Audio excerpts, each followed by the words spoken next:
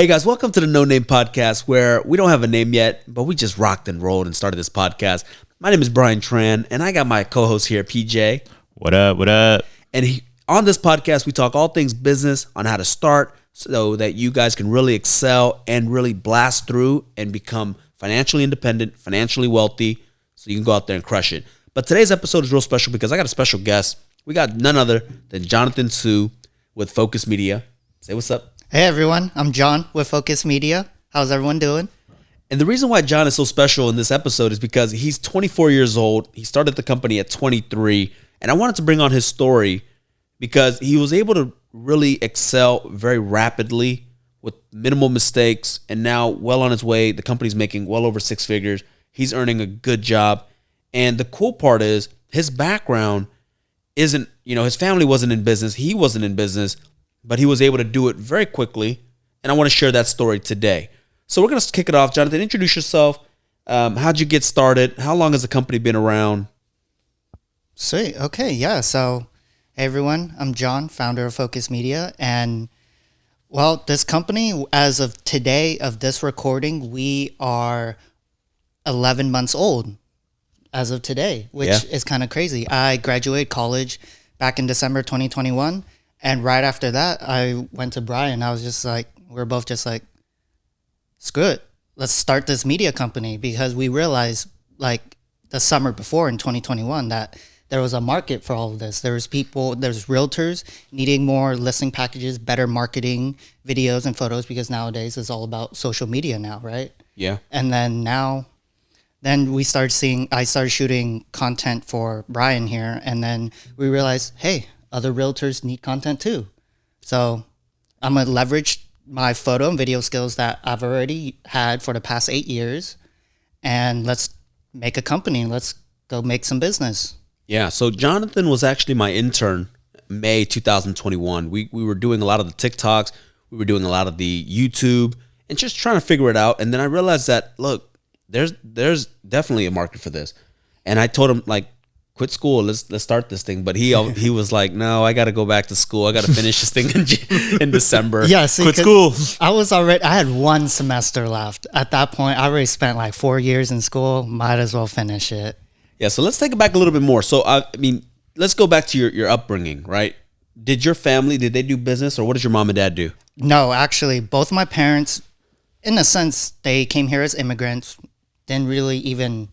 I don't even know if they even really have a high school diploma. I think maybe they might have gotten their GED, maybe, but I don't even think they really have any education, as when they came to America, they came during the Vietnam War. So we all know about all that. So they came here essentially with like nothing but just whatever family members we had here. But then even then, we were all immigrants.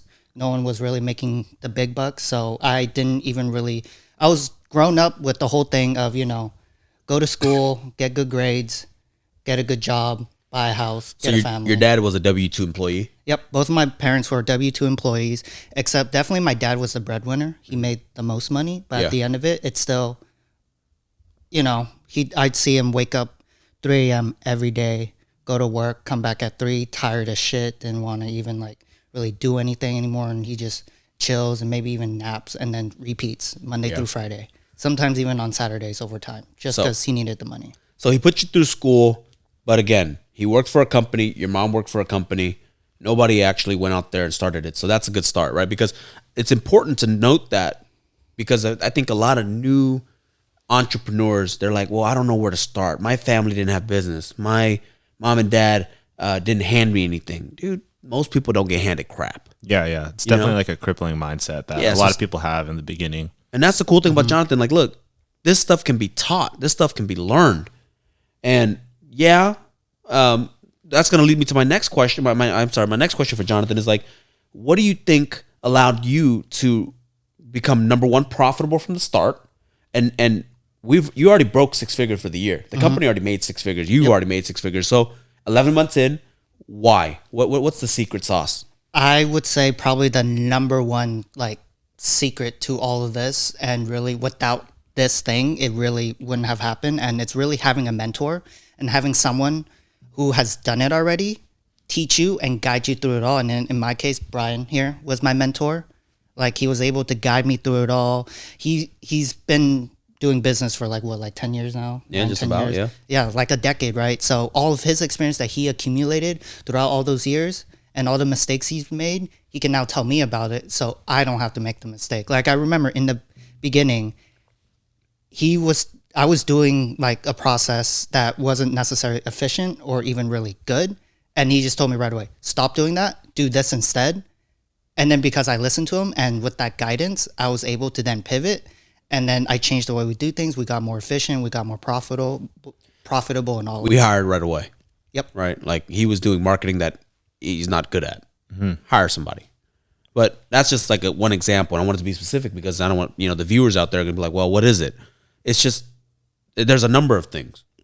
And Jonathon's good because he's coachable. So be coachable. That's the number one thing. Number one, you have to understand that, especially starting out, nothing. Okay.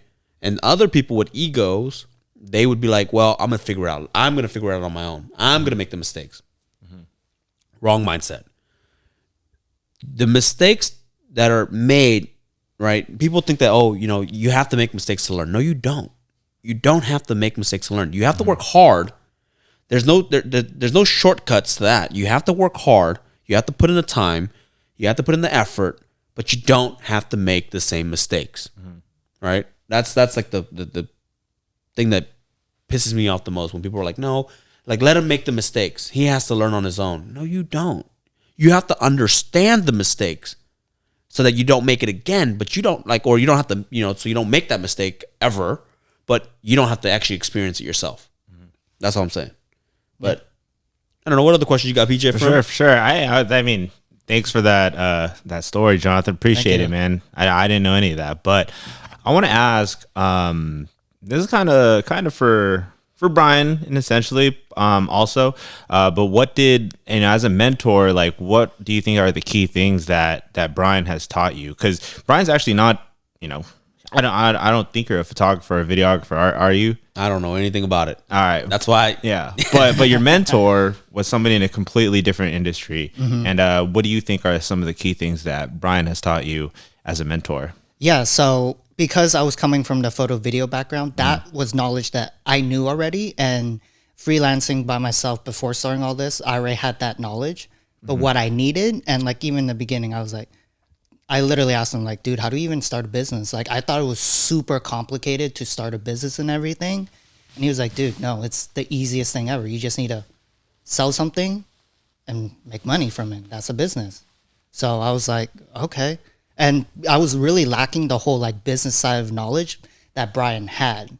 So that was like one of the big things I learned was like everything to do with business, how to do marketing, what's great ways to do with marketing, how to hire people, when to hire people.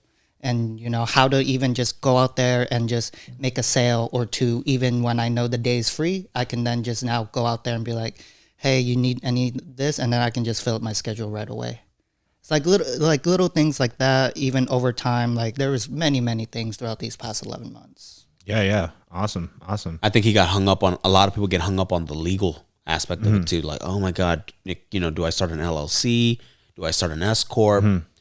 Go out there and make money first, because those LLCs and those S Corps, they do cost money to form. They don't cost a lot of money, but when you're starting out, a couple $100 is a lot of money. Yeah, definitely. Not to mention, like, to file the taxes at the end of the year, your CPA charges you for your personal and the corporation, right? So don't even worry about that. Just make sure that you're actually able to produce income. Yeah. Once you make money, then you can start the company, and it's so easy. LegalZoom. I have an attorney that does it for me. Yeah. So. Yeah, I mean, I think all that stuff is, definitely you don't need that stuff in the beginning. You got to see if it's good first. You got to see if, people want the product. And I mean, it's like, you see, it's like food companies, right? Some people get caught up in like, oh, I need the food license. I mean, definitely should in the future, but in the beginning, it's like, hey, like, just get it going, sell some people. There's street vendors all the time. We probably don't have, like my cousin owns a corn dog stand. They just did an event yesterday, $8,000. But you know how they started? They just started with a cooler and just going out to like birthday parties and serving it up. Yeah. My buddy who owns Bay Area, my cousin, he's like my family member, but he owns Bay Area jerky. That shit's fire. Yeah, he started off just selling it on Instagram. Yeah. He wanted it, he bagged it up, and he did it. And just start. I don't even know if he has a health department. Yeah, can you imagine how long You know, it would like- take if you're like, oh, I'm gonna get the licensing, I'm gonna get the LLC going, and then I will sell. Then I'll be ready. When Yeah. you're big and you have a lot to lose, do it right. When you're small and you're a nobody and you're not even worth the attorney to sue you, Yeah. just start. Yeah. Yeah, that was notes, that was guys, the take notes. mindset that I started off with, because right after Brian told me all that, I was like, screw it, okay, let's just start. So I literally graduated college and we dived straight in. Just started working, trying to book up schedules, trying to book up shoots, trying to just get my name out there. And then eventually, like, I would say the 3rd or 4th month in was the turning point to where things started like scaling. I think that was the point where I reached over 10K in monthly sales, like gross sales. Wow. No, faster Great. than that. Faster than that. Did we I hit- think it was like 10K in like 2.5 months. Oh yeah. Wow. It's It was amazing. faster. See, Jonathan doesn't track numbers. I track numbers. Yeah, So yeah. QuickBooks, we looked at it. It was quick. Yeah. That's a good accomplishment. That's a really good accomplishment for, like, you know, from a creator standpoint, like, yo, that's a win. So congratulations on that. Thank you, yeah. Yeah, you guys are killing it.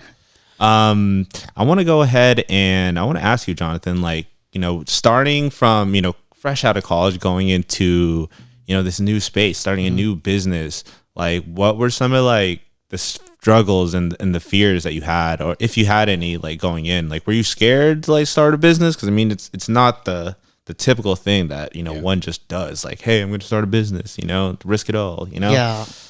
So that whole thing, that whole meme of people saying when, you know, you don't want to work a 9 to 5, but you end up working 24/7. That's so true. Like, because at the end of the now, like, you know, this business is essentially my life, is my livelihood.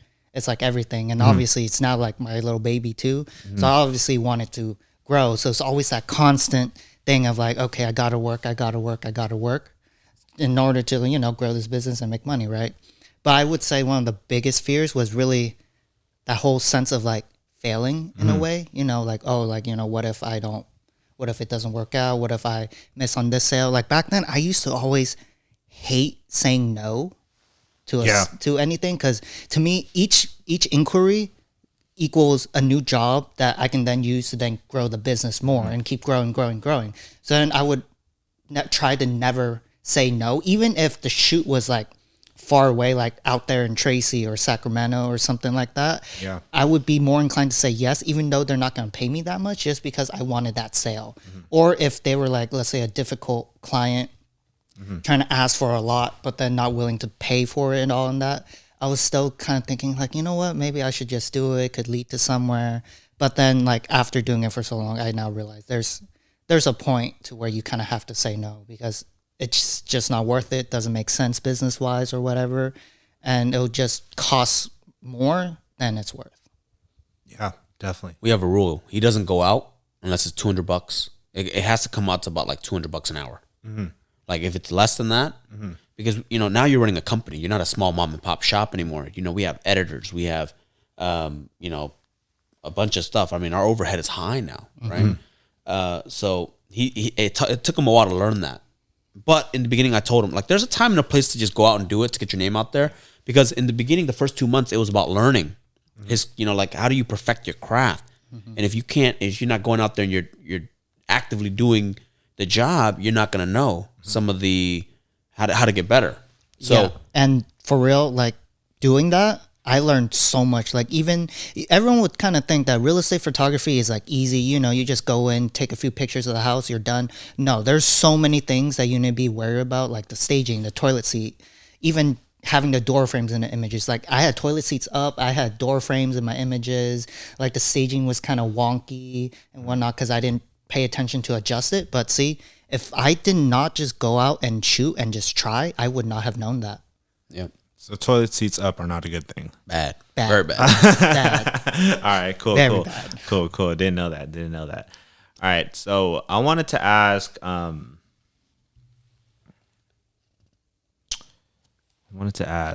So you're saying that, you know, you're now at a point where you could be selective, and I want to get Brian's take on this too. For anybody who's trying to start their own business, you know, whether it be in like photography or videography or maybe something else, right? You're at a place now where you could say no and turn down some clients. would you say that, would you recommend that to somebody beginning, to be selective and be strategic? Because you're over here, like $200 an hour, this and that. Like, what's best for you? Like, what is your advice to somebody who's just starting out? Let me take this one. So, that's a two-part question. Number one, in the beginning, when you're starting out, you got to find your niche. Mm-hmm. So our niche was real estate because, number one, I have the contacts, I have the network, I have I know what people want, I know what they're charging. So that was the niche. Now, in the beginning, like I said, in the first 2 months, it was more about getting them out there and getting them comfortable. So we took every job, didn't matter the price, because the learning was more important than the money.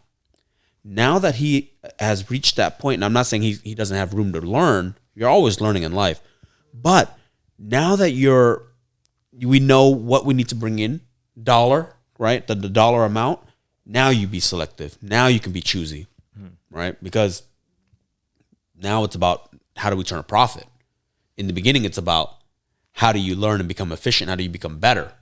And so, Jonathan, I'll let you kind of jump in more on that. Like, do you agree? Yeah, no, I totally agree with that 100%. Even like a lot, what I would really honestly recommend when you're starting out, and like whether you have some work in your portfolio to show or none at all for the specific niche, like in this case, real estate photography, go out there, contact all the agents in your area and just literally just offer a free photo shoot.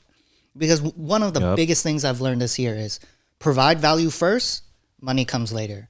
Because if you provide that value, you give them the best experience possible. They enjoy working with you. All of that, all these positives, they'll call you again. They'll call you for the next one. And then you do a great job, the next one, and the next one. And then that's how it snowballs. I think that's a massive principle that you, as a beginner, like going into business, you need to understand, like you have to provide value. Like for me, if I'm like, oh man, like I don't have any business, like I'm like, how can I provide value to somebody? All I gotta do is like, hey, let's do this. Like I'll do this for you. Mm-hmm. And they always, like more than ever, always turns into a lead. Yeah. 100%, actual sale. Yeah. So in business, in the beginning, you have nothing but time. Go out there. I mean, how many times did I tell you, just go out there and do it for free? Yeah. I was like, just go out there and do it. Yeah. Or do it for 50% off. Right? In the beginning, you can do that. And so that's the cool part. And I don't know, what else do we want to ask? What do you want to ask, Ryan? Oh, man, what you got to ask for Jonathan? We got him in the hot seat. So yeah. So now that I would like to always ask people, like, where do you see yourself in a year, 3 years, and 5 years with this company, or in general, just in personal? Like, what's your goals? Yeah, I guess right now, I feel like the ultimate goal for this company is to get it to a point where it runs on its own, where I don't necessarily have to be in the day-to-day operations anymore. If anything, even just a managerial role, or even just try to get it to the point where I'm just totally just hands off. There's someone else pointing at CEO running the company, doing all the day-to-day. And then there's teams of editors, shooters, sales, marketing, the whole thing. And we can get there. Yeah, you guys are well on your way. So the main thing, and I probably told Jonathan this all the time, is that you can get there as long as the lead flow is good. Mm-hmm. If your lead flow is good, we can hire the editors, we can hire the photographers. That's the easy part. It's just gathering the lead, making sure that the quality of the systems and processes are in place to where when you step out, the quality doesn't drop, the customer service doesn't drop. But yeah, there's no doubt. And I think we can get there in 2 years, but it's up to whether Jonathan, there's still work that needs to get done. So it's up to him if he's going to do it or not. I believe in him. In him. So what's 3 years? What's a personal goal? I guess a personal goal, maybe in 3 years, I ideally want to get into my first property as well. Because, I'm in the real estate space now. And throughout just even shooting all of these reels for all these realtors, I would say I've learned a lot about the real estate industry, how it all works, investments, everything all about it. So now I'm also kind of interested in kind of getting into like either an investment property or even just buying my first little like house just to start building my wealth overall. Yeah, love it. Nice. It's crazy. It's crazy to think that like, you just chase your passions and do what you love, and then you just like learn so much around good people, and then he's lucky because his passion is like a in demand. Yeah. I don't believe that all passions will make money.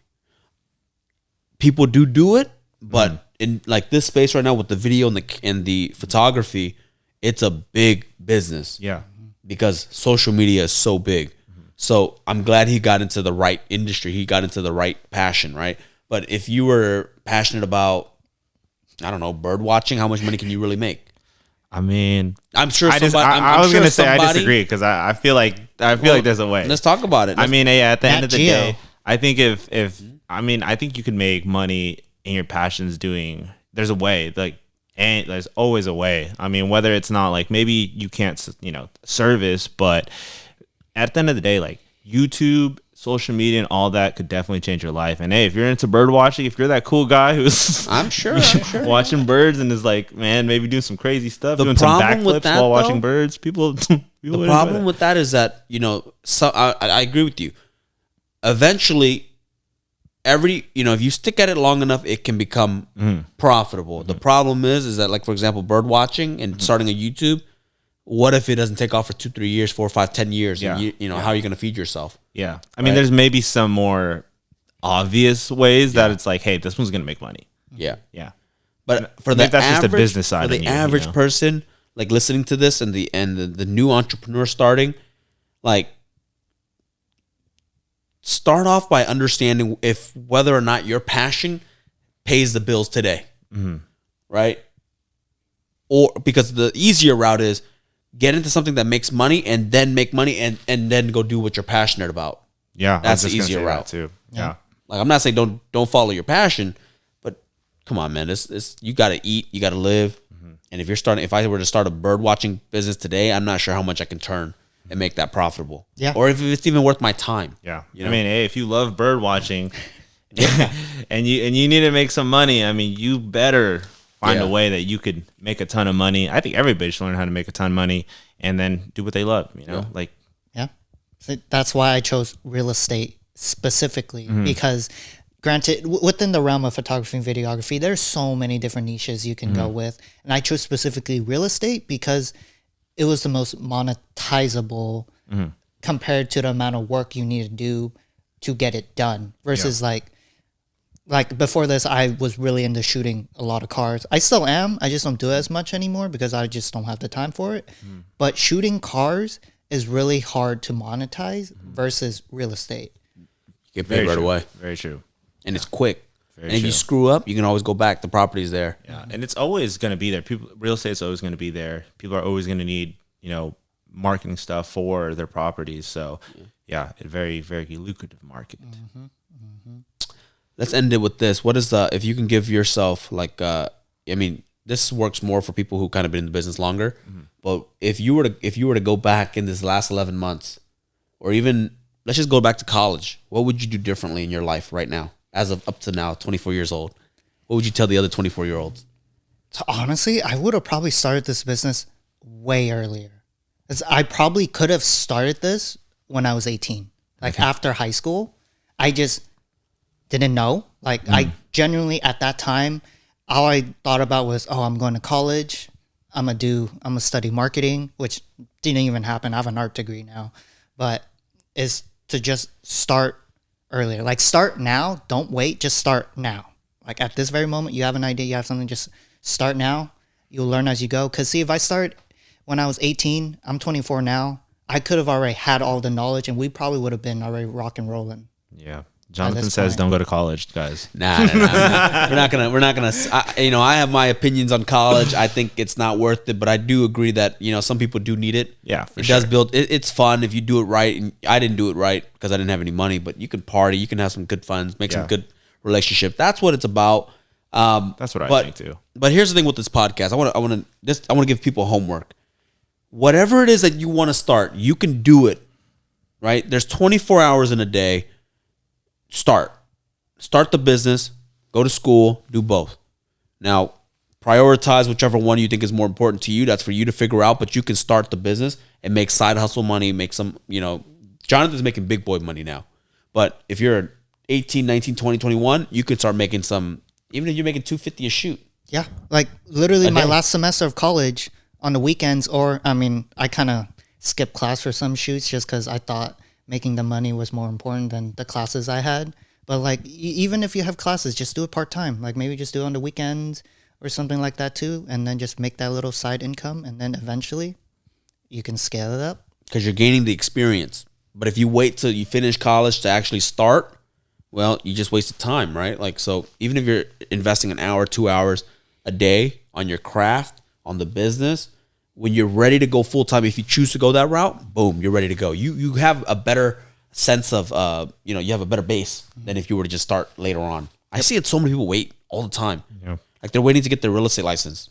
I'm like, dude, start cold calling today as a wholesaler. Yeah. Start learning the lingo, right? Yep. And then when you get the test and you pass the test, start doing full on real estate agent stuff. But most people wait to be like, oh, I'm gonna wait till I pass the test. Yeah. Why? Yeah. Now you pass the test and now you're like, okay, hey, what is escrow?